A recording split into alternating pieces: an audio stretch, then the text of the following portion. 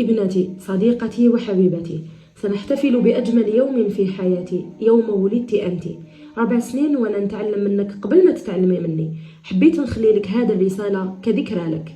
اللي يحبوك واللي ينتقدوك حبيتهم يسمعوا صوت وإحساس أم فخورة جدا قبل ما يسمعوا أي شيء آخر. أعرف أن الشهرة ليست سهلة، وأن الكلمات على الشاشات أحيانا تكون قاسية. أعرف أن هناك الكثير ممن يدعمك ويحبك ويتمنى لك الخير، وهناك من ينتقدك ويسيء ويؤذي من غير ما يعرفك ويفهمك.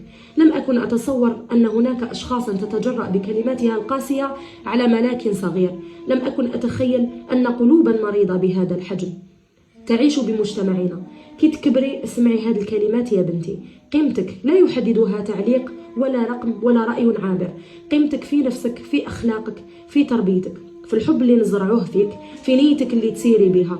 كوني جزائرية فحلة ساجية عفيفة. الجيل الصاعد محتاج يرى نماذج طيبة، فكوني رمزا لدينك، وعلاش لا تكوني سبب في إصلاح الكثير.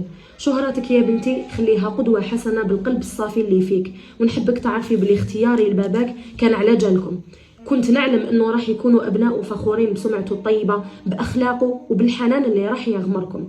باباك يا بنتي طايع والديه، كوني بحاله. باباك اللي تمنات وروحك معاه لقيتيه، واحلامك ديما حقيقة. اللي تحبيه قبل ما تنوي يحضر، تقربي منه، عوضيه تعبوا عليكم، خدم عليكم ليل ونهار، مدلك الحب والحنان ويفهمك من النظرة. أنت من عائلة محافظة يشهد لها بطيب الخلق، فسيري على خطانا. كوني نجمة تسطع في سماء الدنيا، تنير بأخلاقها وسمعتها الحسنة. كوني مثال للمرأة المحافظة. اضحكي وأحبي الحياة، ولا تنسي حدودك، وركزي على جمال روحك قبل كل شيء. حافظي على اسم بابك. وفي الأخير أنا خالتك وفاء، راني نقول لك بلي هذه الرسالة كي عطتها لي أمك باش نقراها ونسجلها لها، فيها آثار تاع دموع جفت عليها، معناتها كتبت بكل حب وإحساس.